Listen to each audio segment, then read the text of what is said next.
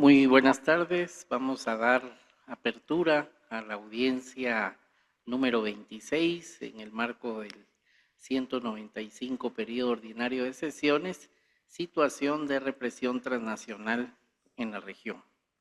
Doy una cordial bienvenida a todas las personas representantes de sociedad civil, igualmente a las personas invitadas que nos estarán acompañando en formato virtual. Ariela, vamos a ver, Ariela Peralta, Grupo de Expertos en Derechos Humanos sobre Nicaragua, y Vanessa Álvarez, Mecanismo para Venezuela. Voy a hacer la presentación de la mesa principal. Me acompaña la primera vicepresidenta, la comisionada Andrea Pochac, el segundo vicepresidente, el comisionado José Luis Caballero, la comisionada Gloria Demis, el comisionado Riyad Insanali, la comisionada Rosa María Payá, el relator de Libertad de Expresión, Pedro Vaca, y la secretaria ejecutiva adjunta, María Claudia Pulido. Este es el primer periodo de sesiones que celebramos fuera de Estados Unidos después de pandemia y estamos complacidos de que sea en Guatemala. Agradecemos mucho al Estado y especialmente a COPADE por la disponibilidad y el apoyo económico que han permitido que hoy estemos aquí. En nuestra región persisten retos significativos para la plena vigencia de los derechos humanos y el fortalecimiento de la democracia, por lo que es fundamental robustecer al sistema interamericano con plena autonomía para seguir trabajando con firmeza y compromiso junto a las víctimas, la sociedad civil y los gobiernos, como lo hemos hecho desde hace ya 67 años, en el objetivo de lograr sociedades más justas, libres e igualitarias. Antes de dar inicio a la audiencia, quisiera solicitar a todas las partes que puedan respetarse los tiempos de intervención que indicaré a continuación. Primero, la sociedad civil tendrá 30 minutos para su exposición. Posteriormente, la experta Ariela Peralta tendrá 5 minutos para su intervención. La experta Vanessa Álvarez tendrá 5 minutos para su intervención. Posteriormente, la Comisión Interamericana de Derechos Humanos tendrá una intervención para luego devolver la palabra a la sociedad civil por 22 minutos. Como es de su conocimiento, estas audiencias son públicas, sin embargo, únicamente las partes pueden intervenir en el momento que les corresponde. La audiencia también dispone de interpretación simultánea inglés-español, para lo que solicitamos hablar pausado para facilitarla. Para asegurarnos que esta audiencia sea inclusiva, solicitamos a todas las personas participantes que inicien sus presentaciones indicando su nombre, su cargo y la organización o institución a la que representan. Posteriormente, cada vez que tomen la palabra, agradecemos que vuelvan a decir su nombre al inicio, de tal manera que las personas con discapacidad visual puedan identificar quién hace uso de la palabra. Del mismo modo, recordamos que estas audiencias disponen de subtítulos en Zoom. Cada persona puede activarlos directamente desde sus equipos y elegir el tamaño de visualización. También están disponibles para las personas que nos siguen a través de nuestros canales de la CIDH. Así que les agradezco nuevamente su presencia acá y doy la palabra a Sociedad Civil por 30 minutos. Muchas gracias. Buenas tardes, señor presidente, comisionadas, comisionados, relator especial, secretaria ejecutiva adjunta. Mi nombre es María Luisa Gómez, del Instituto Internacional sobre Raza, Igualdad y Derechos Humanos. Me acompañan hoy en esta mesa organizaciones de la sociedad civil y víctimas directas de la represión transnacional ejercida por Nicaragua, Cuba y Venezuela hacia personas exiliadas. En nombre de todas ellas y de quienes no nos pueden acompañar hoy aquí por motivos de seguridad, agradecemos por esta audiencia para visibilizar una grave problemática en la región que constituye un grave riesgo tanto para quienes la enfrentan como para la estabilidad democrática. Asimismo, solicitamos a esta ilustre comisión que, en aplicación del artículo 63 de su reglamento, recuerde a los Estados que deben abstenerse de ejercer represalias en su contra por participar en este espacio. La represión transnacional se refiere a las acciones mediante las cuales un Estado extiende su aparato de persecución política más allá de sus fronteras, con el objetivo de silenciar, intimidar o directamente eliminar a quienes se atreven a continuar ejerciendo sus derechos y denuncian las atrocidades cometidas por los regímenes autoritarios en la región desde el exilio. El MECENI y otros mecanismos internacionales como el Grupo de Expertos en Derechos Humanos sobre Nicaragua o la Misión Independiente de Determinación de Hechos de Venezuela han documentado la profundización de este fenómeno en la región. Reconocemos y destacamos la labor de estos mecanismos, que resulta fundamental para los procesos de memoria, verdad y justicia. Honorable Comisión, estamos ante un nuevo contexto mundial. El 3 de enero reconfiguró el escenario geopolítico de la región. Sin embargo, no implicó en absoluto el desmantelamiento de las estructuras represivas de las dictaduras que operan extraterritorialmente para ejecutar la persecución política. Como demostrarán las intervenciones de mis colegas, los patrones de represión transnacional documentados son los mismos en los tres países y en todos los casos tienen impactos devastadores. Por una parte, quienes se vieron forzados al exilio descubren que los territorios de acogida ya no garantizan ni su seguridad ni la de sus familias.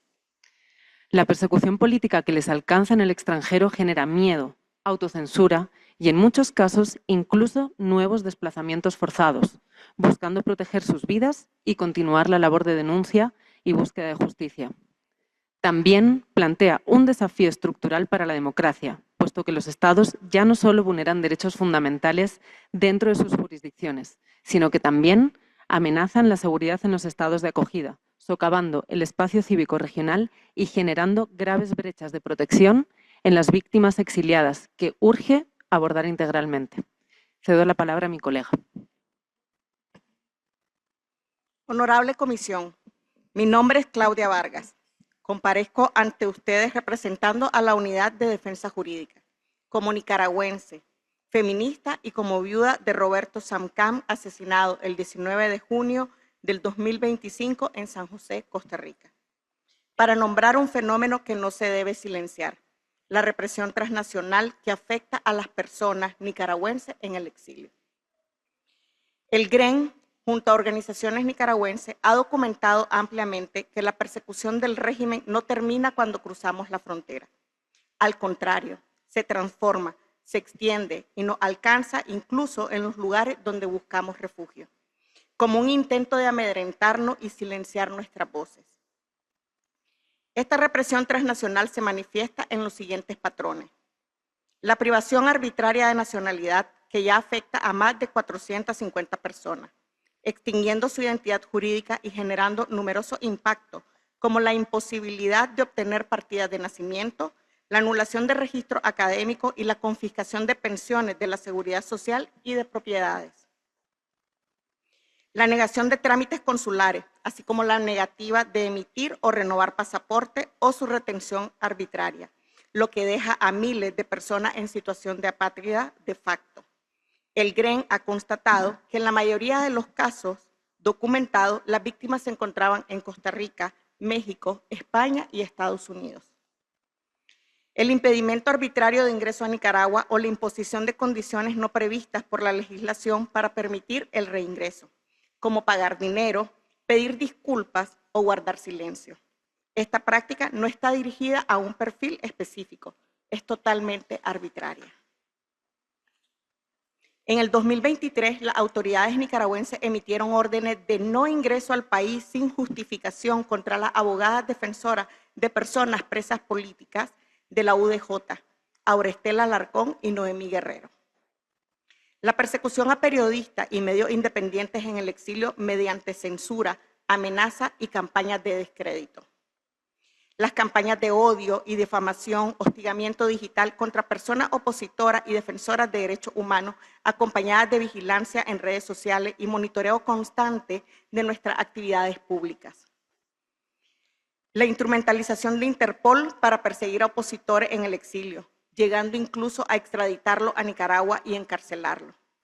Uno de ellos se encuentra actualmente en situación de desaparición forzada. El uso de actores privados como aerolínea y entidades bancarias para ejecutar medidas de persecución administrativa. En algunos casos se impide abordar vuelos o ingresar a países mediante alerta o restricciones migratorias. En otros, se promueve el cierre de cuentas bancarias de personas exiliadas, limitando su capacidad de subsistencia. La aplicación de la ley penal nicaragüense mediante juicio en ausencia, bajo el principio de extraterritorialidad contra opositores, periodistas y defensores de derechos humanos, como una continuación de la instrumentalización del derecho penal. La vigilancia constante y el monitoreo de nuestras actividades en Costa Rica y otros países de acogida, así como la intimidación mediante toma de fotografías y seguimientos cuando participamos en actividades de denuncia y defensa en espacios locales e internacionales. Y finalmente, una de las expresiones más graves de la represión transnacional, los atentados y el asesinato político. En el 2021 y en el 2024, Joao Maldonado y Nadia Robleto sobrevivieron a 2 intentos de asesinato en Costa Rica, que les produjeron lesiones graves e irreversibles. Asimismo, el estudiante y activista Kevin Solís fue víctima de un atentado con arma de fuego en Madrid en noviembre del 2025, caso que actualmente se encuentra en investigación. Son más de 5 asesinatos documentados en Costa Rica y Honduras, entre ellos el del campesino Jaime Luis Ortega en Upala, Costa Rica, en octubre del 2024. Y el de mi esposo, Roberto Samcán. Roberto era mayor en retiro del Ejército de Nicaragua y un analista político. Tras dejar el ejército, se convirtió en una de las voces firmes en denunciar la deriva autoritaria en Nicaragua.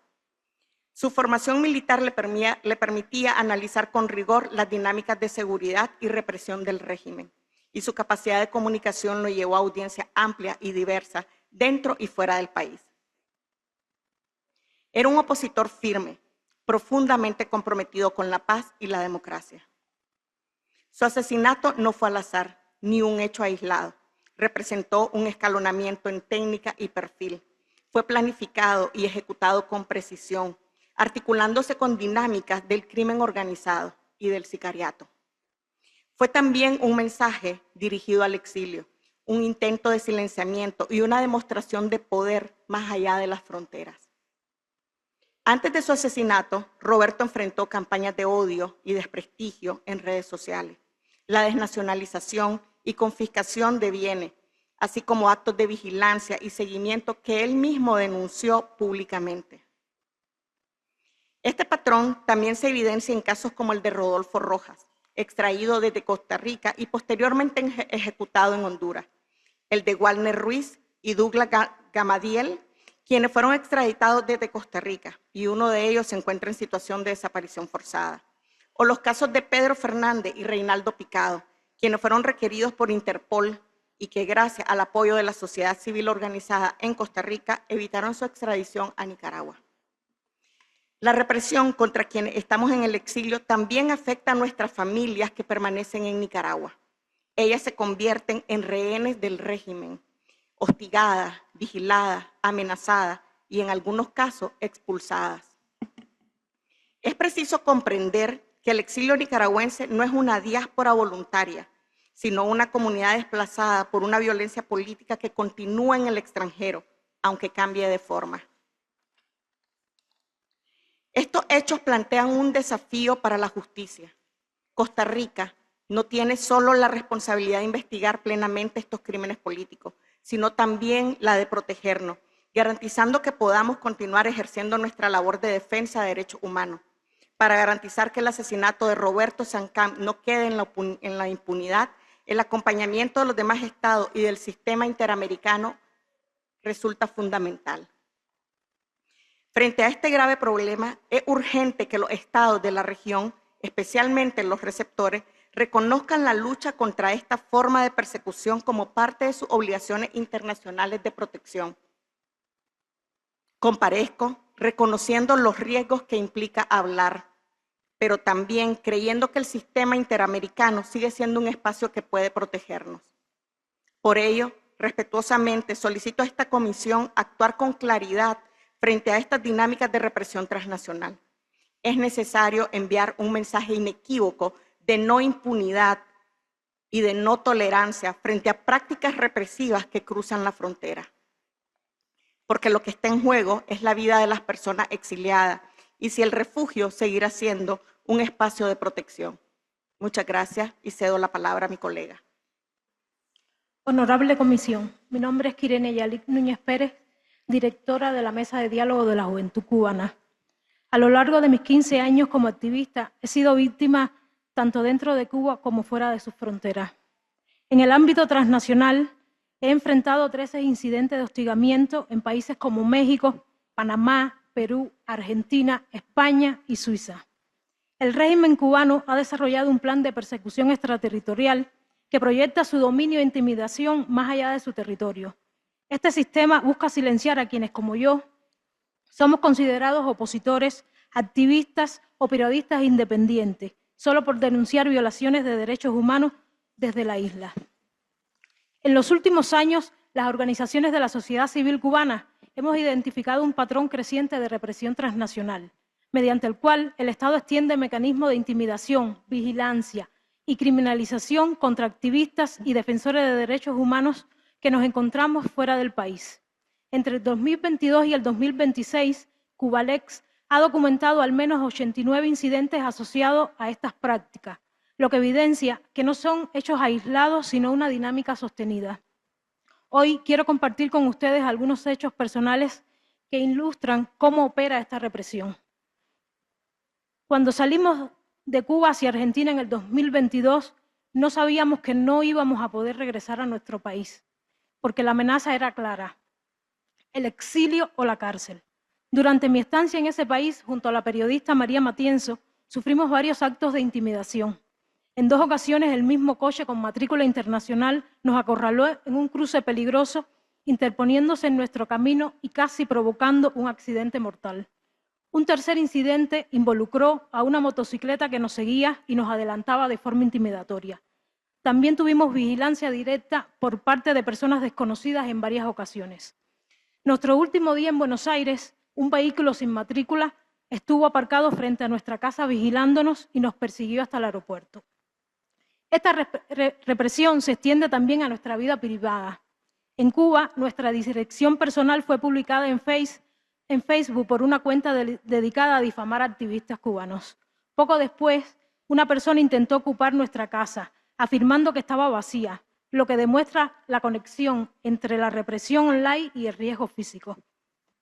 También se han documentado represalias directas contra familiares y personas cercanas que permanecen en el país, mediante interrogatorios, amenazas o presiones destinadas a limitar el activismo de quienes denunciamos desde el exterior. Cuando se habla de represión transnacional en América Latina, con frecuencia se piensa solo en formas visibles de persecución, como ataques físicos, espionajes o amenazas directas. Sin embargo, la experiencia cubana presenta características que exigen ampliar la comprensión de este fenómeno. En nuestro caso, la persecución fuera de fronteras rara vez adopta la forma de violencia física visible o fácilmente detectable como la que les acabo de relatar. En cambio, se sostiene en una estrategia prolongada que combina herramientas jurídicas, administrativas, mediáticas y psicológicas para mantener el control político sobre quienes hemos salido del país. A partir de un monitoreo realizado por organizaciones de derechos humanos, es posible identificar varios patrones recurrentes. Un patrón relevante es la criminalización jurídica del activismo en el exilio, incluyendo procesos penales en ausencia que permiten investigar y condenar a personas que ya no se encuentran en el territorio nacional. Otro es la vigilancia e intimidación durante la participación en espacios internacionales. En el 2024, durante el tercer foro de afrodescendientes, la periodista María Matienzo fue agredida por 2 funcionarias cubanas. Mientras una le gritaba, la otra le enterraba las uñas en el brazo. Ese mismo año, en un encuentro previo al Consejo de Derechos Humanos en Ginebra, 4 funcionarios de la embajada cubana asistieron a nuestro evento alternativo. Su actitud intimidatoria provocó un ataque de ansiedad a uno de los activistas que iba a hablar. En todos nuestros viajes de incidencia hemos sido fotografiadas y acosadas sin autorización. El único fin es la intimidación, generar miedo y desalentar cualquier disidencia. Los registros demuestran además que en estos casos la mayoría de los incidentes se dirigen contra personas específicas, generalmente una víctima por evento, lo que refleja una estrategia de presión selectiva a activistas, periodistas y defensores de derechos humanos. Otro patrón documentado tiene que ver con la denegación arbitraria de documentos.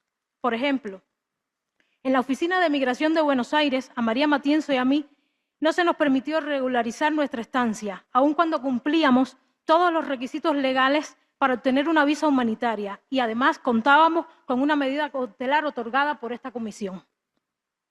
Después de pagar el trámite, un funcionario retuvo mis documentos y nunca recibimos respuesta.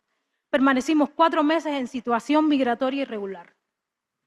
Este modelo ha evolucionado durante décadas y refleja la adaptación del aparato estatal al escrutinio internacional, desplazando progresivamente las expresiones más visibles de violencia hacia mecanismos menos evidentes, pero igualmente eficaces.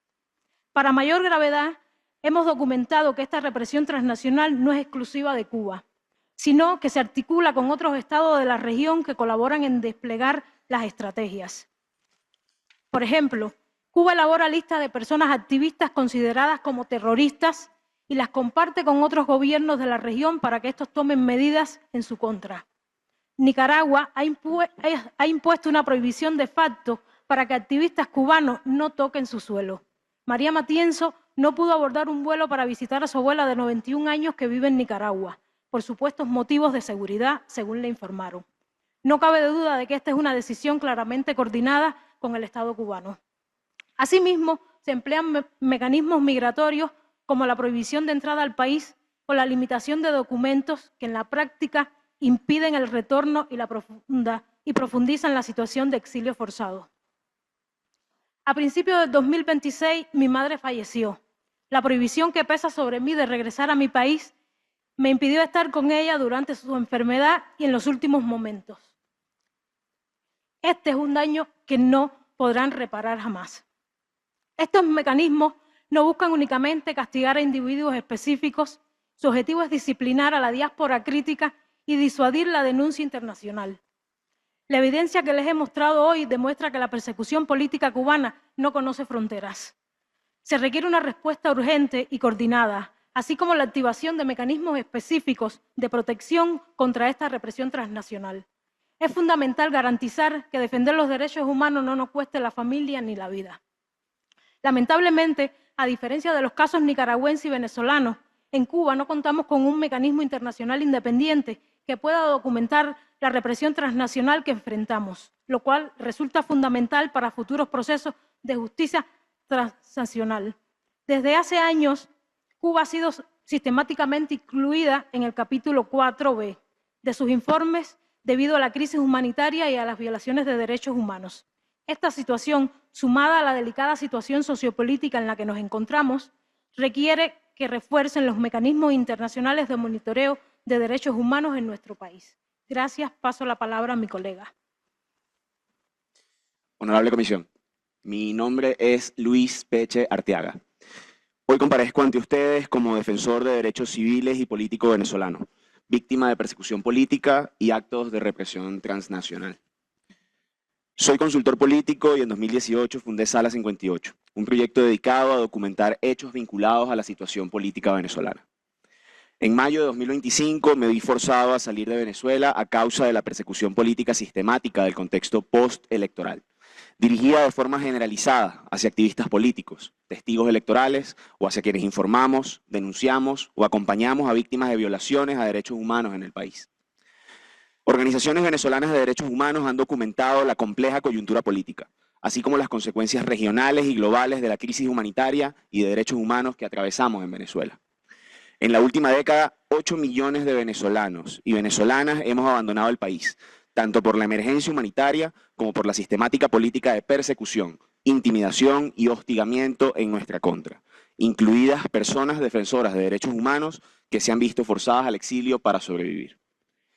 La misión de determinación de hechos de la ONU para Venezuela, así como otros mecanismos de derechos humanos, han documentado y constatado durante años cómo el contexto de represión sistemática y el cierre del espacio cívico han contribuido al éxodo de personas defensoras de derechos humanos en el país, debilitando, por lo tanto, esta labor en Venezuela.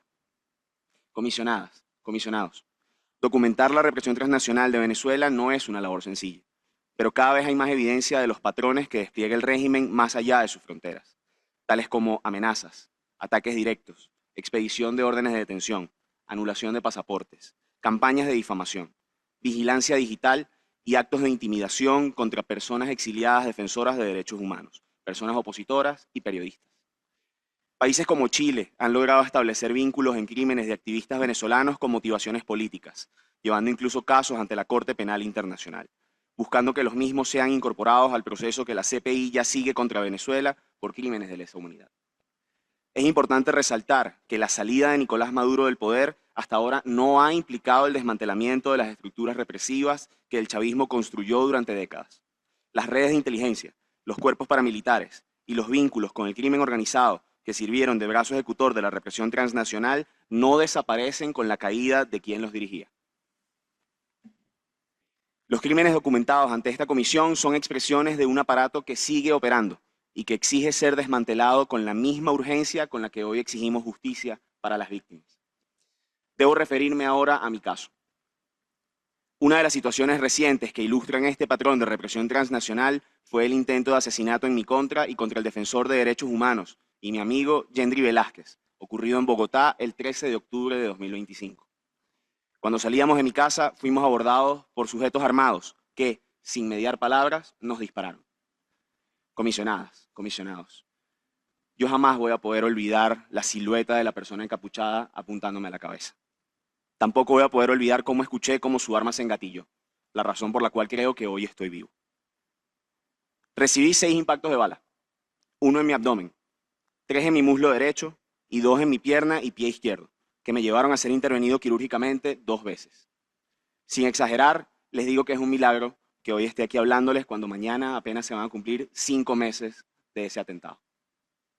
Es un milagro también que Yendry, quien recibió 8 impactos de bala, que le generaron una perforación en la vejiga con derrame de sangre, destrucción de la cadera derecha y fractura en el húmero, por las que debió verse sometido a 3 cirugías, esté hoy vivo y fuera de peligro. Es de destacar que en el caso de Yendry, ya él había sido detenido arbitrariamente en el aeropuerto de Maiquetía en agosto de 2024, cuando se disponía a viajar a Ginebra para participar en representación de una coalición de organizaciones de la sociedad civil en la revisión de Venezuela que realizaría el Comité para la Eliminación de la Discriminación Racial de la ONU. Durante su detención, Yendry fue sometido a torturas y tratos crueles, mientras era interrogado durante prolongadas horas. Además, su pasaporte fue cancelado. Yendry decidió salir de Venezuela y solicitar refugio en Colombia, donde enfrentó grandes dificultades para ser reconocido como refugiado, debido a su labor de defensa por los derechos humanos. Su situación demuestra que los riesgos que enfrentan las personas defensoras venezolanas y la represión pueden extenderse más allá de las fronteras del país, y que la falta de sistemas de acogida que garanticen su seguridad y protección internacional, como en el caso de Yendry, los coloca en una situación de mayor vulnerabilidad y riesgo. En mi caso, desde mi salida del país me establecí en Bogotá. Por mis raíces familiares pude acceder a la nacionalidad colombiana, por lo que hacía más fácil mi regularización migratoria en medio de tiempos de puertas cerradas en muchos países para los venezolanos. Lamentablemente, meses después, como lo mencionamos, sobrevivimos a un atentado en esta ciudad. Las consecuencias de este ataque han sido profundas. Han impactado mi integridad física, mi estabilidad emocional, mi vida familiar y mi capacidad de continuar mi labor con normalidad. He vivido con medidas de seguridad, pero con la certeza de que el riesgo no terminó el día del ataque. Las consecuencias tampoco fueron individuales. Desde el atentado, la comunidad de venezolanos en Colombia se siente más desprotegida. En las semanas posteriores al ataque tuve que ver amigos tener que irse de este país hacia un tercero porque sentían que, aunque estuvieran fuera de Venezuela, la marca de la dictadura podía también llegar hasta ellos. Cabe recordar que Colombia es el principal país receptor de población migrante y refugiada venezolana en la región y en el mundo. Según cifras oficiales, para noviembre de 2024 residían en Colombia cerca de 2,8 millones de personas venezolanas, y Bogotá es la ciudad que concentra el mayor número de ellas. Si bien Colombia en algún momento implementó importantes mecanismos de regularización migratoria, organizaciones de la sociedad civil han señalado que estos procesos no han sido sostenidos en el tiempo, siguen siendo insuficientes y no constituyen aún una estrategia integral que garantice plenamente los derechos humanos de la población venezolana, en particular en materia de protección, acceso efectivo a la justicia y garantías de seguridad para personas defensoras, periodistas y activistas. Señores comisionados, este temor no es abstracto, es concreto, persistente y se conecta con un patrón regional que ustedes, estimados miembros, conocen bien: la represión transnacional, la persecución que cruza fronteras. Lamentablemente, en nuestro caso, tras denunciar lo ocurrido, hemos enfrentado una falta de avances reales en la investigación por parte de las autoridades colombianas. Hoy mi mensaje de alerta es mi creencia de que cuando un crimen de esta naturaleza no se esclarece, no solo se viola el derecho a la justicia, también se envía una señal peligrosa a las víctimas y a los defensores y defensoras de derechos humanos. Se normaliza algo que debe ser inaceptable: la impunidad en un crimen ordenado desde una dictadura contra activistas que solo trabajan por devolverle la democracia a su país. El primer presidente civil de la historia de Venezuela fue el doctor José María Vargas. Él tiene una frase célebre que llevo tatuada en mi cuerpo: el mundo es del hombre justo. Es uno de mis mantras de vida y es parte de las razones por las que vine hoy aquí para exigir lo que corresponde en una sociedad democrática: que la vida valga, que la justicia llegue y que la persecución no sea una política permitida por omisión. Gracias por escucharme y por acompañar esta exigencia de justicia. Viva Venezuela libre y democrática. Cedo la palabra a mi colega. Es Laritza Diversen, directora de Cualet. Honorable Comisión, la represión transnacional no solo nos transgrede, también intenta borrar nuestra memoria, nuestra voz y nuestra capacidad de continuar haciendo incidencia de los nuevos territorios que debemos habitar desde el exilio. Por ello, es urgente que los estados aborden esta situación de manera coordinada y conforme a los estándares y obligaciones internacionales, tanto en materia de derechos humanos en términos generales, como en lo que respecta particularmente al refugio y a la protección de personas defensoras de derechos humanos. Porque si algo hemos aprendido es que con la solidaridad también puede ser transnacional y que frente al miedo, la verdad sigue siendo nuestra mejor defensa. Por lo antes expuesto, solicitamos respetuosamente a esta ilustre comisión, primero, que conceptualice, reconozca y continúe monitoreando este grave problema a través de sus diversos mecanismos. Segundo, que realice un informe específico sobre la represión transnacional en la región y se refiera a ello en su informe anual. Tercero, que contribuya a fortalecer los mecanismos nacionales de protección hacia las personas exiliadas, especialmente en los países que son los principales focos de acogida, como Costa Rica, Colombia y Estados Unidos, garantizando que puedan continuar ejerciendo sus vocerías y labores de denuncia. Cuarto, que proponga un protocolo de investigación para actos de represión transnacional y contribuya a definir cuáles son las obligaciones específicas de los estados a la hora de investigar estos hechos, entre ellos que es crucial tener en cuenta su perfil y la motivación política que subyace a los mismos. Quinto, como lo ha hecho respecto a otros países, instaura un mecanismo específico para monitorear la crisis humanitaria y las demás graves violaciones de los derechos humanos que se cometen en Cuba. Y finalmente, que promueva respuestas regionales coordinadas frente a la expansión extraterritorial de la persecución estatal por motivos políticos. Porque cuando la represión cruza fronteras, nuestros procesos de búsqueda de justicia y la protección internacional de los derechos humanos también debe hacerlo. Muchas gracias. Muchas gracias. Agradecemos a la sociedad civil por sus comentarios y vamos a escuchar ahora a las expertas de Naciones Unidas. Pediré por favor puedan ajustarse al tiempo. Inicialmente le doy la palabra a Ariela Peralta, Grupo de Expertos en Derechos Humanos sobre Nicaragua, por 5 minutos. Adelante, por favor. Muchas gracias. Buenas tardes. Buenas tardes, señor presidente, primera vicepresidenta y segundo vicepresidente, comisionados y comisionadas, delegados de organizaciones de la sociedad civil, personas que han sido víctimas directas y han prestado testimonio sobre la represión transnacional. En mi calidad de experta integrante del grupo de expertos en derechos humanos sobre Nicaragua, quisiera comenzar agradeciendo la invitación a participar en esta audiencia pública. Estoy aquí para proporcionar una declaración ante la Comisión de forma oral, informal y sin estar bajo juramento. Este briefing sobre la situación de represión transnacional en la región se realice estrictamente de forma voluntaria y sin perjuicio a las prerrogativas e inmunidades de las Naciones Unidas, incluidos sus oficiales y expertos y expertas en misión. Por ello, en mis comentarios debe entenderse como una renuncia expresa o implícita de los privilegios e inmunidades de las Naciones Unidas, sus oficiales y expertos y expertas en misión, quedando expresamente reservados. Comisionadas y comisionados, comparezco hoy para llamar la atención ante esta honorable comisión sobre un fenómeno que ya no puede entenderse únicamente como una crisis nacional. Las violaciones de derechos humanos ejecutadas por el Estado de Nicaragua han traspasado las fronteras con consecuencias directas para las víctimas, con consecuencias de violaciones que nosotros llamamos violaciones por extensión para sus familiares y efectos estructurales sobre la protección regional de los derechos humanos en la región.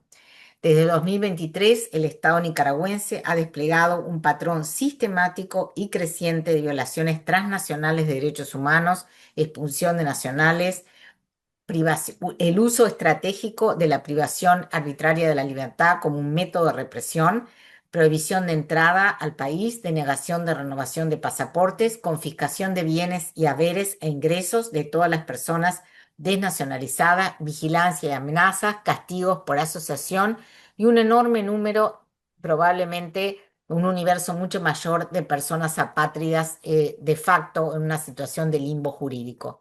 Estas violaciones se inscriben, como dije, en una política sistemática y generalizada ordenada de las más altas autoridades del gobierno y ejecutada por una cadena muy organizada de instituciones y sostenida por reformas legales, constitucionales que han eliminado todo contrapeso institucional. Tomadas en su conjunto, algunas de estas violaciones conforman patrones consistentes previamente identificados y constituyen prima facie de acuerdo a nuestro estándar probatorio, delitos de crímenes de lesa humanidad. El grupo de expertos ha documentado 464 casos de expulsión de nicaragüenses ejecutados sin garantías procesales de manera arbitraria, separación de la familia, sin acceso a la justicia. 452 personas privadas arbitrariamente de la nacionalidad. Otras han quedado, como dije, en condición de apátridas de facto porque no tienen documentos, no se les renuevan los pasaportes, se les denega la expedición o renovación de documentos que le permiten circular dentro y fuera del país. Esto no solo destruye su identidad jurídica, las deja en un estado de muerte civil, pero también las deja en un estado de absoluta desprotección y lo que nosotros llamamos también muerte económica. Hasta el 28 de febrero de 2026, el grupo de expertos ha documentado 324 casos nicaragüenses, incluidas niñas y niños, a quienes se les prohibió el ingreso al país sin tener resolución judicial ni acceso a recursos efectivos. Esto ha provocado además una separación familiar. A ello se suma la negación sistemática de pasaportes, partida de nacimiento, récord académicos y que dificultan el acceso a la protección internacional y a derechos económicos, sociales en otros países y cuya reconstrucción de un proyecto de vida es muy difícil para estas personas y estas familias, que además puede ser mucho más grave en situaciones de discriminación estructural, pueblos afrodescendientes, indígenas, en el caso de la carga de cuidado de las mujeres, con una mirada más de una dimensión de género y sobre las violaciones. La confiscación de bienes y otros activos, congelamiento de cuentas bancarias, denegación de pensiones, conduce, como dije, a la muerte económica. El grupo de expertos ha constatado el uso indebido de los mecanismos de cooperación internacional, como las notificaciones rojas de Interpol, la solicitud de extradición y el cumplimiento de normas contra el lavado de dinero. Ha denunciado además vigilancias, amenazas, actos de violencia física fuera del territorio nicaragüense. En este caso, Claudia que ha destacado el caso más reciente y más impactante que llamó a un silenciamiento de la comunidad en el exilio, que es el asesinato del mayor en retiro Roberto Disculpe Sacram. perdón, la interrupción, si pudiera ir ir concluyendo una conclusión final por razones de tiempo. ¿Cómo no? Por ello, y recordando lo establecido en la resolución Seguimiento de la situación en Nicaragua, adoptada por el Consejo Permanente de la OEA en febrero de 2026, hacemos un llamado urgente a la Comisión a reforzar la protección internacional, fortalecer la cooperación regional y avanzar deliberadamente en mecanismos de rendición de cuentas para que estas violaciones no queden impunes. Muchísimas gracias. Muchas gracias, muy amable. Y le doy la palabra a la experta Vanessa Álvarez, Mecanismo para Venezuela, por 5 minutos. Adelante, por favor. Muchas gracias, presidente. Estimadas comisionadas y estimados comisionados, muchas gracias por la oportunidad de participar en este espacio. Tengo el gusto de hablarles en nombre de la Misión Internacional Independiente de Determinación de los Hechos sobre la República Bolivariana de Venezuela, un órgano de investigación del Consejo de Derechos Humanos de Naciones Unidas. Los hallazgos de nuestra misión han demostrado de forma consistente la existencia en el país de un patrón sistemático de persecución contra personas opositoras o percibidas como tales. Desde su primer informe en 2014, la misión ha documentado detenciones arbitrarias, desapariciones forzadas, tortura, violencia sexual y otras graves violaciones de derechos humanos cometidas por fuerzas de seguridad e inteligencia del Estado. Este sistema de represión ha tenido un efecto directo. Alrededor de 8,7 millones de venezolanos y venezolanas se han visto obligados a abandonar el país. Sin embargo, el exilio no ha sido sinónimo de seguridad. La misión ha recibido testimonios directos que indican que las dinámicas de persecución también han alcanzado a venezolanas y venezolanos fuera de su país, configurando lo que hoy se reconoce como represión transnacional. Los hallazgos de la misión, junto con testimonios de víctimas y organizaciones de la sociedad civil, permiten identificar incidentes preocupantes que explican este fenómeno. Las principales víctimas han sido defensoras y defensores de los derechos humanos, periodistas, lideresas y líderes políticos de oposición, así como sindicalistas y activistas sociales. Muchas de estas personas han sido criminalizadas por documentar violaciones de derechos humanos, denunciar abusos o ejercer su derecho a la libertad de expresión y de reunión. Para quienes se encuentran en el exilio, la persecución no termina al salir del país, ya que sus familias continúan expuestas dentro de Venezuela. La misión ha registrado un gran número de casos en los que familiares de personas opositoras son detenidos, amenazados u hostigados con el objetivo de presionar o silenciar a quienes denuncian estos abusos. Otros incidentes registrados por la misión han sido el control del exilio mediante mecanismos administrativos y de presión. Entre ellos se incluyen restricciones arbitrarias a la movilidad, la anulación de pasaportes y obstáculos para acceder a documentación consular. Estas medidas generan mayor precariedad migratoria y aumentan la vulnerabilidad de las personas perseguidas, incluso en países de acogida. Existen señales cada vez más preocupantes de hostigamiento, amenazas e incluso ataques contra personas venezolanas en el exilio. Este tipo de ataques tienen un efecto amedrentador sobre la sociedad civil venezolana en el exilio. Muchas personas defensoras, periodistas y activistas se ven disuadidas de denunciar abusos, de denunciar ante mecanismos internacionales o incluso de mantener su trabajo de documentación, por temor a represalias contra ellas mismas o contra sus familias, que permanecen en Venezuela. Los testimonios recopilados permiten identificar perfiles de mayor riesgo, entre ellos personas defensoras de derechos humanos, periodistas independientes, líderes y lideresas políticas de oposición, personas que documentan violaciones de derechos humanos, activistas que participan en mecanismos internacionales de denuncia. Desde la misión se considera que es importante fortalecer los mecanismos de protección para las personas venezolanas que trabajan fuera de su país o que se encuentran en situación de exilio.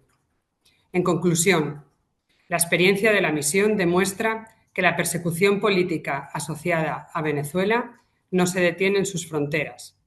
Reconocer y abordar la represión transnacional es esencial para garantizar que el exilio no se convierta en una extensión del riesgo, sino en un espacio real de protección en el que las víctimas puedan colaborar con los mecanismos internacionales de protección. Muchas gracias por su atención. Muchas gracias. Agradecemos mucho a las expertas por su intervención y ahora pasamos a otro momento de la audiencia dando la oportunidad a la Comisión Interamericana de Derechos Humanos. Le paso la palabra a la primera vicepresidenta de la comisionada Andrea Pocha. Muchas gracias. Quiero comenzar agradeciendo a las organizaciones por traer este tema a la agenda de las audiencias. Me impresiona, ¿no?, cómo la región está atravesando un momento que supimos atravesar hace muchísimos años. En mi carácter de relatora de Memoria, Verdad y Justicia, ustedes hablan de represión transnacional y yo pienso en el 50 aniversario que estamos cumpliendo del Plan Cóndor, ¿no? Cómo se organiza la represión fuera de las fronteras y la alarma que tenemos que tener desde organismos regionales e internacionales para que esto no siga siendo así. También hablo en mi carácter de relatora de movilidad y es muy alarmante el sistema de refugio de los países, ¿no? Como más allá de la debilidad que tienen en todos los países los sistemas de refugio, cómo estamos viendo últimamente una restricción mucho más fuerte, ¿no? Cómo personas que tienen refugio concedido son expulsadas de todas maneras de los lugares de protección. Entonces, estamos hablando de represión transnacional y también estamos hablando de responsabilidades compartidas, porque los países, por supuesto, los principales responsables de las violaciones de derechos humanos son los países de origen, por supuesto, pero también los países de acogida son responsables de no dar esta protección que corresponde. Y también hablamos de responsabilidades compartidas en materia de justicia. Están hablando de hechos que ocurrieron en otros países, no sé, les preguntaré, ¿alguno de ellos ha tenido justicia? ¿Algunos de estos hechos de violencia han tenido justicia en esos países donde se cometieron? Y se han activado además mecanismos de jurisdicción universal, aun cuando los hechos ocurran en Venezuela, en Nicaragua, en Cuba. Algunos de estos otros países de la región abrieron sus puertas de jurisdicción universal para lograr hacer justicia. Entonces, responsabilidades compartidas también en ese punto. Y acá entonces quiero hacer solamente dos preguntitas. La primera sobre la situación de la privación de nacionalidad de las personas nicaragüenses. La Comisión está siguiendo el tema con mucha preocupación. Queremos información actualizada sobre la situación de apatridia, sobre la respuesta que han obtenido. Por supuesto sabemos la situación de Nicaragua, pero ¿qué respuesta han obtenido de parte de los otros países para evitar la apatridia de las personas que han tenido que abandonar Nicaragua y han perdido la nacionalidad? Y la segunda pregunta es, han comenzado la exposición hablando de una reconfiguración en el escenario regional a partir del 3 de enero. Quisiera que profundicen un poco sobre eso.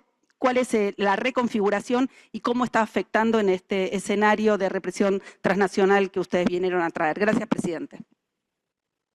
Muchas gracias. Le doy la palabra al segundo vicepresidente, comisionado José Luis Caballero. Gracias, presidente. Muchas gracias por traer a la Comisión Interamericana este tema. Les saludo. Yo estaba justamente pensando en este tema de la cooperación internacional y de la necesidad de fortalecer las redes internacionales y de la necesidad de hacer valer el derecho internacional. La Comisión lo dijo pues desde sus primeros comunicados, el primer comunicado sobre las incursiones del 3 de enero de este año, la necesidad de fortalecer el derecho internacional y la cooperación internacional. Y en ese sentido, quisiera yo dar, digamos, dos ángulos. Uno que tiene que ver justamente con los países de acogida. ¿Están identificando ustedes alguna buena práctica de protección sobre personas defensoras de derechos humanos? Porque las cosas que dicen aquí, los testimonios que han traído son muy preocupantes de los países de acogida. Me llamó mucho la atención el dato de Colombia, receptor de personas venezolanas, 2.8 millones de personas, pero también hay personas defensoras en otros lados, es decir, la población, pero con datos sobre personas defensoras. ¿Qué buenas prácticas pueden referir? Luego, justo lo que preguntaba la comisionada Pochac, 452 personas privadas arbitrariamente de nacionalidad, nos decía la experta Ángela Peralta, quien les agradezco también que estén esta tarde aquí. ¿Hay alguna situación actualizada para no dejar a las personas en la patridia? Yo supe el tema de España, por ejemplo, dando nacionalidad. ¿Qué ha pasado con esto? Y otro ángulo de la cooperación internacional tiene que ver con los organismos y la disminución de capacidades financieras hacia los organismos internacionales que han protegido derechos. Y eso tiene también con el respeto a toda la cooperación internacional de tantos años. Por ejemplo, ACNUR. ¿Qué impacto han visto ustedes en la protección de una agencia concreta como ACNUR en este tema que nos están trayendo a consideración? Eso, presidente, muchas gracias. Muchas gracias, comisionado. Le doy la palabra a la comisionada Gloria de Mes. Thank you very much for your presentations. I know that we have time constraints, and it was very interesting to listen to you all. And I think specifically listening to some comments that were made by Ms. Peralta brings me to the following question with respect to the differentiated impacts on groups of special or specific vulnerability. I would like to know if you could maybe go into a bit more detail in terms of which are the groups that are aggressively targeted through transnational repression, and how do the tactics differ by group. And so I'm thinking about women, I'm thinking about older persons, persons of African descent. We have heard throughout this week different forms and different ways of how the repression targets specific groups, and if you could go into more detail how you in what you have captured as it comes to this topic. Thank you. Muchas gracias, comisionada. Le doy la palabra al comisionado Riyad Insanali. Gracias, presidente. Les agradezco sus testimonios sobre los esfuerzos de estados autoritarios por intimidar, silenciar o eliminar a personas opuestas al régimen residentes fuera del país. En particular, quisiera reconocer el coraje del señor Luis Peche. Estamos contentos que esté usted con nosotros, pero no nos complace nada las circunstancias de su experiencia tan horrible y brutal.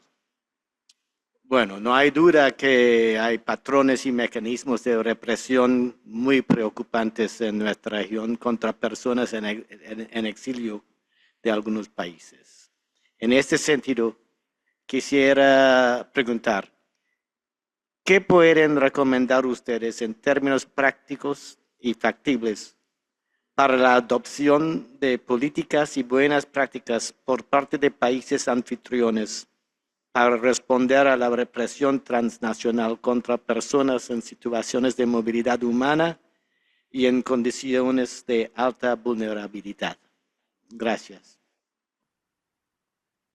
Muchas gracias, comisionado. Le doy la palabra a la comisionada Rosa María Payá. Muchas gracias, presidente. Muchas gracias a la sociedad civil por traer este tema. Muchas gracias a las víctimas por su testimonio, por su coraje. Y también quiero agradecer a esta comisión y a la Secretaría por traer el tema y traerlo de esta manera, ¿no? Por reunir a la situación obviamente común de los tres estados. Estamos en presencia de tres dictaduras operando extraterritorialmente para extender la represión más allá de sus fronteras, con el objetivo de silenciar opositores, de silenciar defensores de derechos humanos y de replicar el miedo impuesto dentro de sus fronteras a sus nacionales en el resto del mundo. El fenómeno no es nuevo, como decía mi colega, la vicepresidenta Pollack. Sin embargo, la impunidad permanece y es el fenómeno contra el cual ustedes se están enfrentando. Yo tengo algunas preguntas, algunas de las cuales ustedes han tocado, pero quizás pudieran abundar, tomando en cuenta la información presentada por los tres países, si podrían las organizaciones profundizar no solamente sobre los elementos comunes que permiten identificar patrones de represión transnacional operados desde los tres estados, sino también qué mecanismos de apoyo entre estos tres estados ustedes han sido capaces de identificar. Creo que Kyrenia habló un poco al respecto, quizás ustedes pueden abundar. En segundo lugar, considerando los casos mencionados de amenaza, de vigilancia, de violencia contra personas exiliadas en países de acogida, considerando especialmente el caso nicaragüense, mis condolencias, mi solidaridad, Claudia, por el asesinato de Roberto. Lo sentimos mucho y desde esta comisión se extienden nuestras simpatías y nuestra solidaridad. ¿Qué medidas concretas consideran que deberían adoptar los estados receptores para identificar tempranamente estas prácticas, brindar protección efectiva a las personas con necesidades de protección internacional? Y quizás también en esa misma línea, teniendo en cuenta también cómo los estados o cómo estos estados podrían estar utilizando empresas, mecanismos de cooperación internacional, por ejemplo, cuando una aerolínea forma parte de la cadena represiva que le impide a alguien entrar a su país, o una entidad bancaria. ¿Qué podrían recomendarle a los estados en esa dirección? Y finalmente me gustaría preguntarles qué recomendaciones específicas consideran que podría formular la Comisión para prevenir el uso indebido de estas herramientas jurídicas y mecanismos de cooperación internacional, como estas solicitudes de extradición, notificaciones internacionales, cuando estas pudieran estar siendo utilizadas para perseguir a personas opositoras o defensoras de derechos humanos en el exilio. Sus estados no se sientan en el Consejo Permanente, pero esta también es una oportunidad para hablarle al resto de los estados y a esta comisión. Les agradezco mucho su presencia el día de hoy. Gracias, presidente. Muchas gracias, comisionada. Le doy la palabra al relator de Libertad de Expresión, Pedro Vaca. Muchas gracias, presidente, y a la comisión. Creo que hay momentos en los periodos de sesiones donde uno se siente muy honrado de escuchar las historias de vida y el trabajo de las organizaciones, y creo que este es uno de ellos. Creo que ustedes además son las voces de unos entornos y de unas comunidades a las que me honra mucho poder documentar e intentar apoyar desde la relatoría, también las organizaciones, por la estructura que han dado a esta audiencia.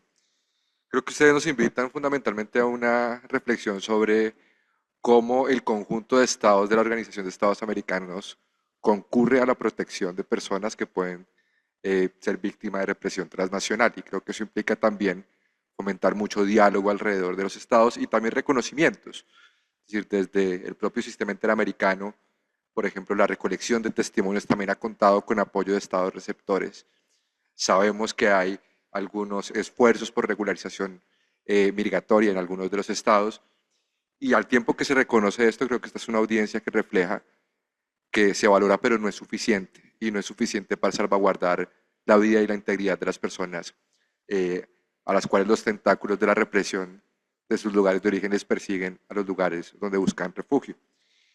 Y aquí quisiera, pues de un lado, ustedes nos invitan en el primer petitorio a conceptualizar y reconocer este fenómeno a través de nuestros diversos mecanismos. La audiencia es un mecanismo, pero quisiera preguntar si ustedes han intentado activar otros mecanismos de la comisión y en caso afirmativo, ¿cuáles o en cuáles mecanismos creen que sería más pertinente profundizar la conceptualización de la represión transnacional? Hablando de vida e integridad, creo que medidas cautelares es uno que ameritaría integrar, al menos en esta reflexión, sobre todo por los elementos de urgencia y reparabilidad que tiene. Pero solo lo dejo un poco en términos de contrastar con ustedes si coincidimos en este elemento. Lo segundo, la relatoría en materia de investigación y sanción de crímenes contra la prensa.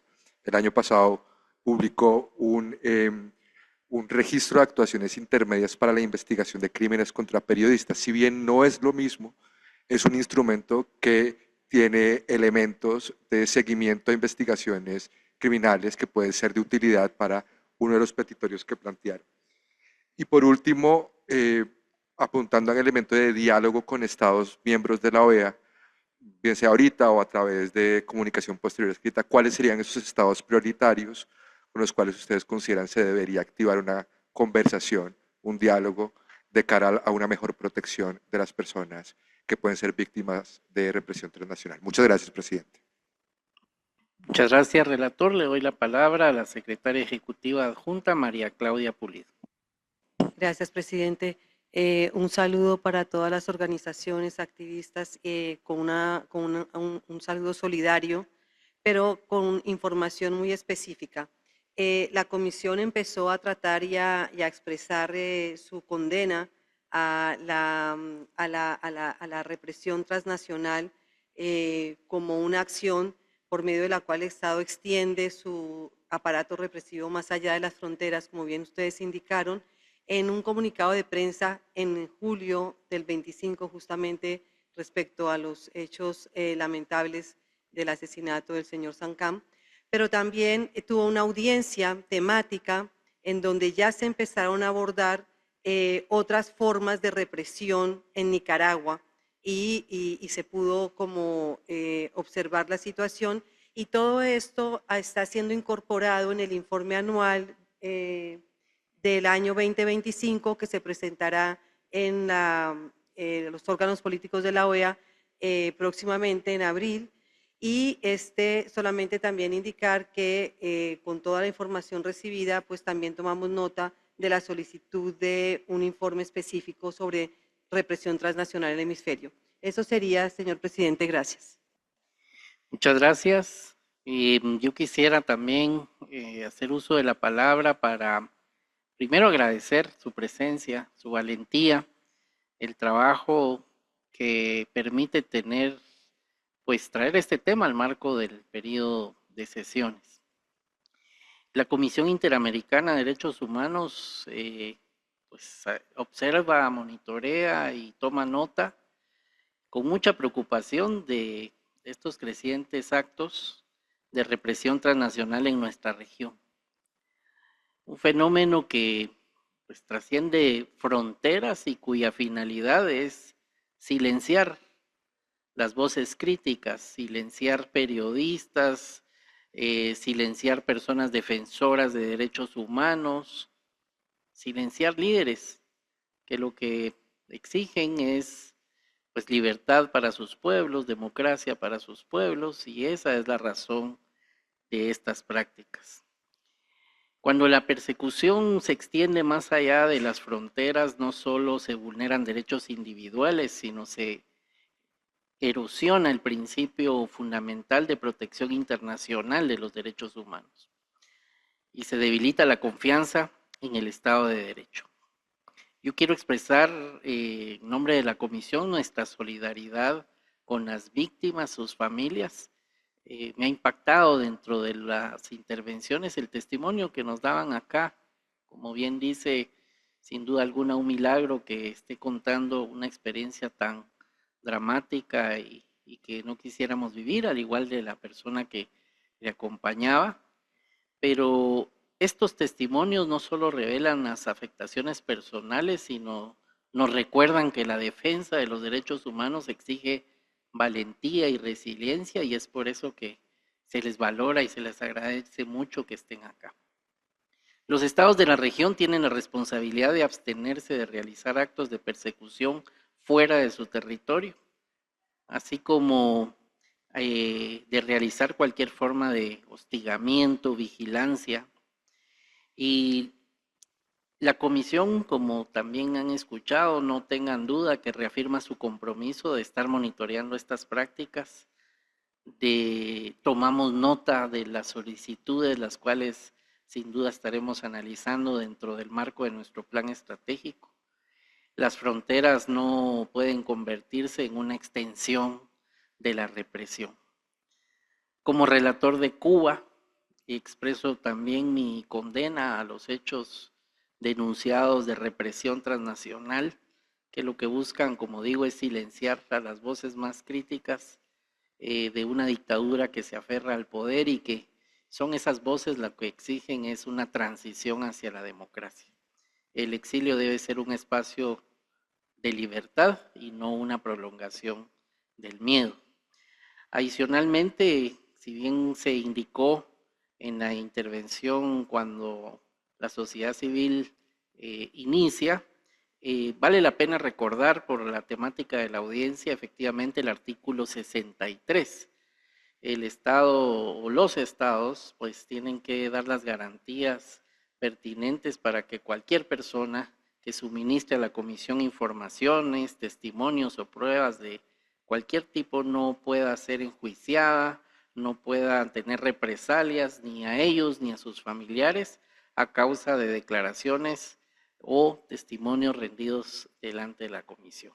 Entonces me parece también oportuno recordarlo de parte de la Comisión Interamericana. Entonces, de esa cuenta finalizaría la intervención de la comisión y pasamos al último momento de la audiencia, donde le devolvemos la palabra a la sociedad civil por 22 minutos. Muchas gracias, honorables comisionados y comisionadas. Mi nombre es Claudia Pineda, soy directora de la Unidad de Defensa Jurídica de Nicaragua. Quisiera referirme a algunos de los temas que ustedes nos han planteado y decirles que en el caso de aquellas preguntas que no podamos responder, se las haremos llegar estas respuestas por escrito. Uno de los temas que llamó la atención a ustedes, el tema de la apatridia. Bueno, antes de eso quisiera decirles que el impacto de la represión algunas veces es impredecible, pero otras veces no tanto, pero solo que siempre nos agarra sorprendidos, ¿no? Es decir, los países democráticos que tenemos alrededor definitivamente no están preparados para el impacto que tiene esta represión, y nosotros agradecemos y reconocemos el esfuerzo de muchos de los países, pero definitivamente la velocidad con que avanza la represión no es la misma velocidad con la que avanzan las mejoras de las políticas de protección de los países receptores, ¿verdad? En el caso de la apatridia, por ejemplo, tuvimos mucha suerte que en el caso de las 452 personas desnacionalizadas, España pudiese ofrecer la oportunidad de adquirir la nacionalidad española.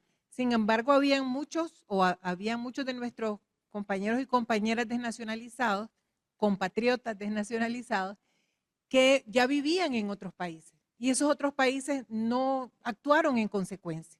El caso más claro es Costa Rica. Agradecemos sus políticas las políticas abiertas que tienen sobre el refugio, pero realmente a todas luces es insuficiente. Algunos otros países hicieron unas ofertas dirigidas a algunas personas que habían sido desnacionalizadas, pero únicamente España realmente fue el país que ofreció una oportunidad de no quedar en la apatridia para el total de las personas que fueron desnacionalizadas, y eso muchas de ellas aprovecharon esa oportunidad. Luego también nosotras, por lo menos en Costa Rica, queremos reconocer el esfuerzo que hace ACNUR por atender a las personas refugiadas, pero definitivamente su capacidad es sumamente limitada. Sabemos del recorte de recursos que ha tenido, del cierre de varias de las organizaciones de la sociedad civil que atendían refugiados y que les ayudaban, les acompañaban en los procesos de acceso a los mecanismos legales que ofrece Costa Rica, y tuvieron que cerrar. Esas organizaciones han cerrado sus programas por falta de recursos. Entonces, hay un gran esfuerzo de estas organizaciones también, pero es muy limitado para la cantidad de personas o para la demanda que tenemos, por lo menos en Costa Rica. Creo que una de las cosas que nosotros tal vez agradeceríamos es la conversación entre los estados sobre lo que ha funcionado y lo que no ha funcionado. Porque, como les decía, muchos de ellos pueden tener una mayor capacidad de adaptarse a la demanda que implica la cantidad de personas solicitando refugio, pero hay otras que no tienen esa capacidad, y probablemente una discusión horizontal entre países que tienen la misma problemática podría ser sumamente valiosa. Otro tema que nos levantaron y que llama la atención de ustedes es el tema de los grupos vulnerables. Por lo menos nosotros en Costa Rica estamos viendo la terrible situación que están viviendo las personas que son procedentes de comunidades afrodescendientes y de comunidades étnicas, sobre todo el caso de las mujeres misquitas. El país no tiene capacidad para ofrecerles una atención en su propio idioma, etcétera, ¿verdad? Entonces aquí este es un grupo vulnerable que ha sufrido mucho por esa falta de capacidad del Estado receptor de atenderlas. Pero también no quiero dejar pasar la oportunidad para decirles que en general las comunidades indígenas en Nicaragua, las comunidades afrodescendientes están siendo fuertemente afectadas por la represión. Una cantidad muy importante, alrededor de 15 personas de las personas presas políticas vienen de las comunidades indígenas y afrodescendientes. Y la persona con más tiempo de desaparición forzada, que es el señor Brooklyn Rivera, es un líder indígena. Y quisiéramos también instar a la comisión para que solicite, aunque no sea el tema específico, pero solicite una prueba de vida de las personas que están en desaparición forzada, mayoritariamente grupos vulnerables, ¿verdad?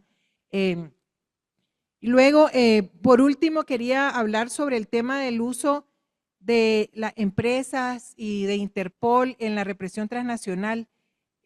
Yo creo que parte de la conversación que debe haber con los estados receptores es reconocer cuáles son estas prácticas de la represión transnacional, estos patrones de represión transnacional, para que estén alerta y definitivamente no caigan en la trampa de ser instrumentalizados por el Estado represor, el Estado dictatorial.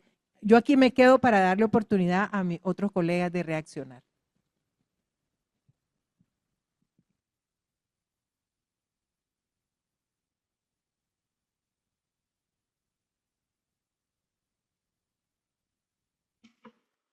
Muchas gracias.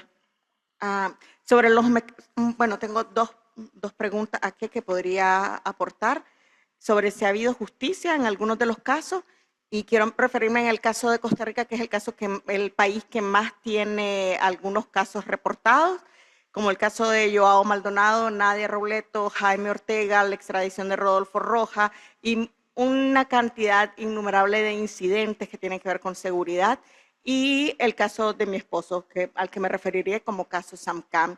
Hasta el momento, Costa Rica sí ha dicho, ¿verdad? Y quiero recalcar eso, que la embajadora Alejandra de aquí ha expresado que Costa Rica no va a tolerar la impunidad ni que se estén violando sus fronteras y su soberanía.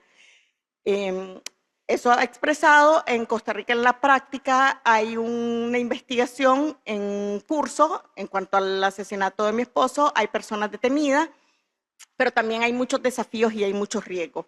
Estamos hablando de represión transnacional en este contexto del 2025-2026. Estamos hablando de una represión transnacional que necesita conceptualizarse, que necesita que ustedes también la incluyan como una forma de represión, y los riesgos de llegar hasta los autores materiales. Pues hay un desafío de llegar hasta esos autores intelectuales, hasta los autores intelectuales. En el caso de Joao Maldonado y Nadia Robleto se llegó hasta cierto nivel, y no ha avanzado más la investigación. Entonces, sí, creo que es necesario que esta comisión haga una visita, y cuando refiero a una visita al Estado de Costa Rica, me refiero a una visita que debe ser pública y que debe de llegar hasta la oficina de la Fiscalía y hasta la oficina de la OIJ, porque ustedes tienen información que ya está sistematizada, que ya está validada, testimonios que pueden ser aportados para establecer el perfil de los refugiados políticos y también el perfil de los perpetradores allá en el caso del caso Samcan, allá en Nicaragua.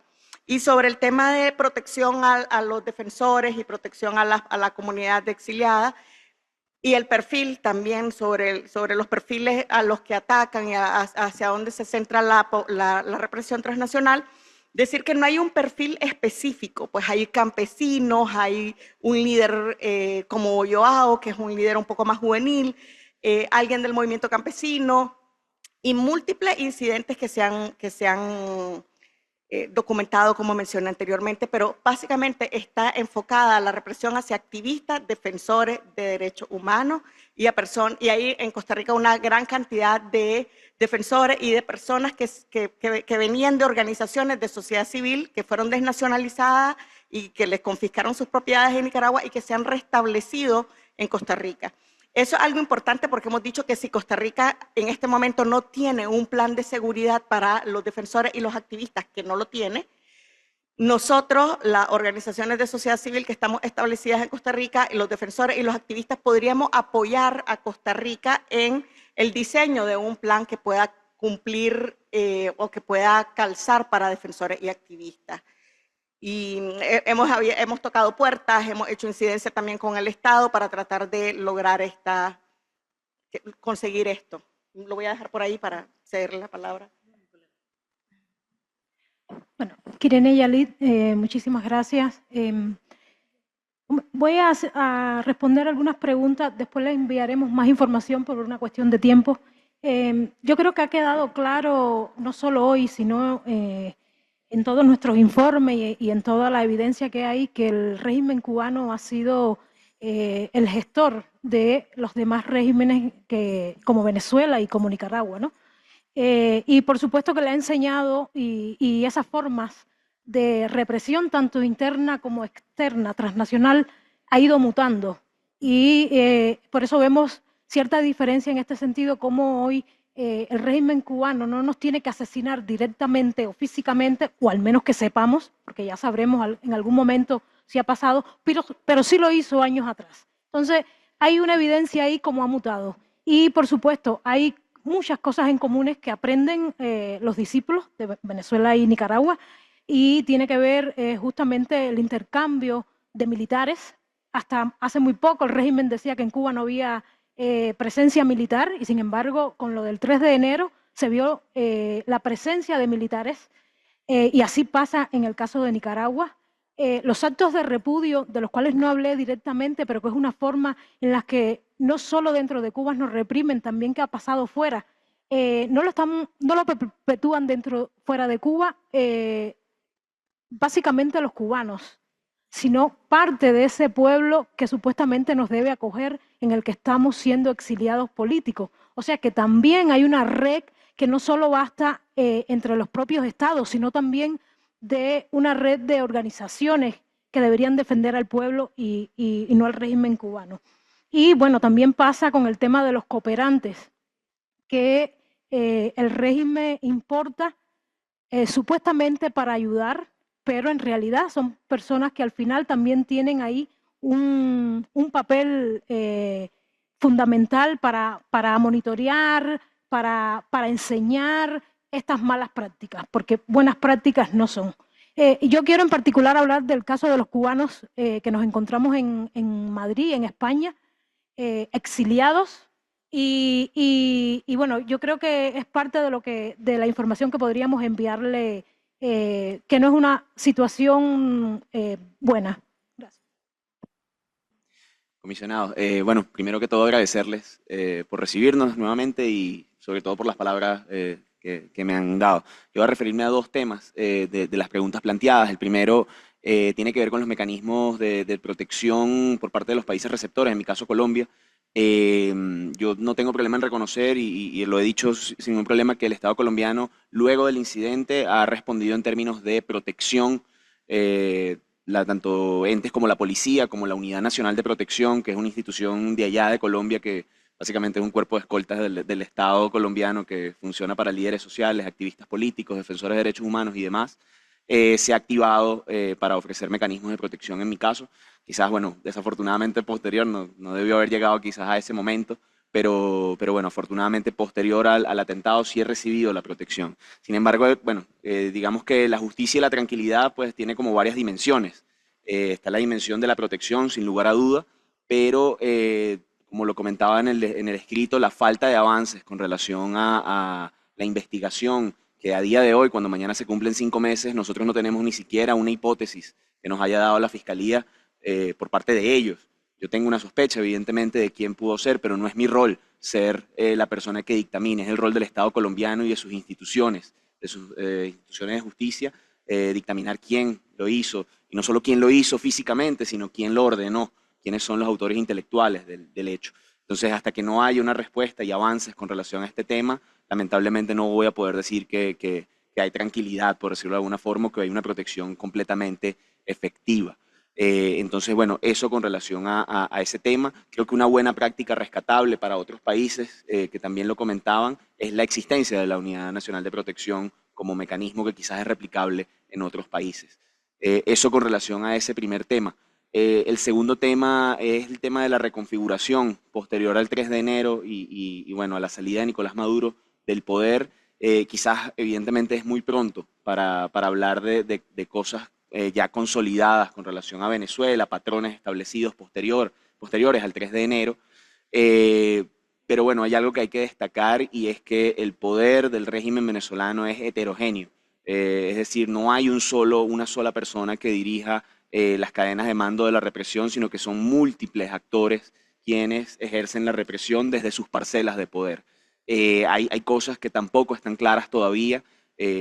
Por decir un ejemplo, se aprobó recientemente, ustedes deben conocerlo, una ley de amnistía en Venezuela que habla digamos, absolver crímenes supuestamente cometidos, que básicamente es absolver a la disidencia política por los crímenes, por su activismo o por las cosas que hayan hecho desde sus espacios de trabajo, pero hay muchas cosas que todavía no están claras. Por ejemplo, hay muchísimos activistas que no cuentan con un expediente judicial, pero que están dentro de listas de los distintos mecanismos de represión en los cuales ellos ejecutaban la detención y posteriormente fabricaban un expediente para justificar esta prisión de estas personas. No queda claro, porque el proceso de amnistía solamente se está tratando a las personas que cuentan con expediente, pues qué pasa con todas esas personas que solamente pues estaban en listas de ser potencialmente blancos de prisión política, y que es la razón por la que yo, por ejemplo, tuve que salir de Venezuela, porque me encontraba en una de esas listas.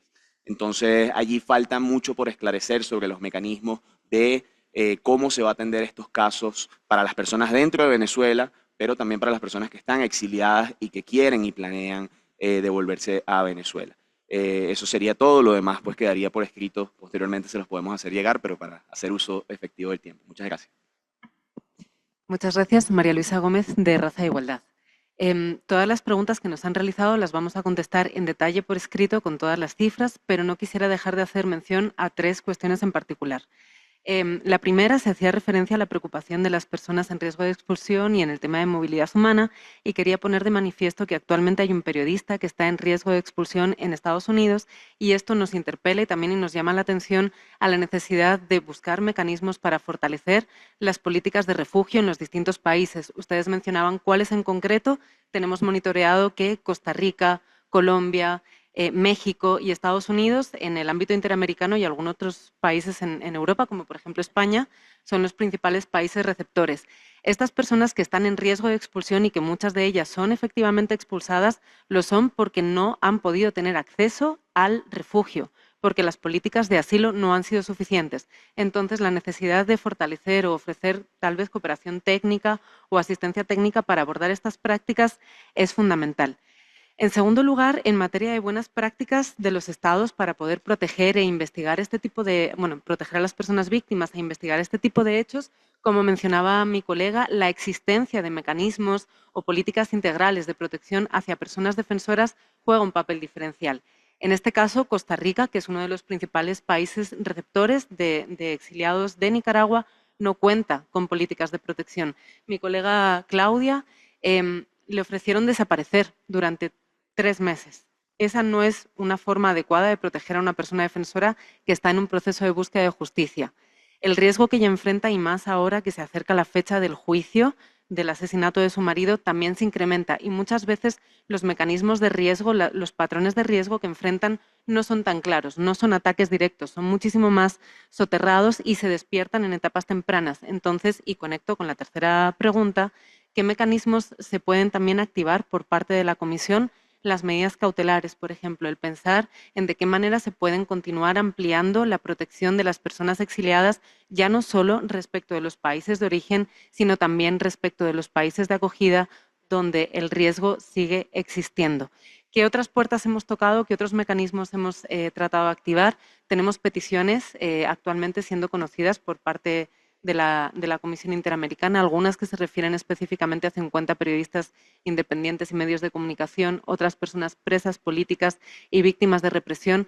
El hacer avanzar estos casos con la máxima celeridad posible permite establecer claramente las obligaciones internacionales de los Estados en la materia y, en base a eso, poder realizar recomendaciones concretas a los Estados sobre qué tipo de obligaciones tienen y qué tipo de pautas se tienen que tener en consideración cuando estamos ante este tipo de fenómenos. Por ejemplo, el tomar en cuenta el perfil de la persona, que esto sea incorporado efectivamente en todas las líneas de investigación que se llevan a cabo, es clave, tal y como se dice en el caso de personas defensoras o en el caso de personas periodistas. El hecho de manejar que la hipótesis, o sea, que el hecho pudo realizarse como represalia precisamente a su perfil. Yo lo dejaría por aquí también para dejar tiempo a mis colegas que puedan hablar. Gracias.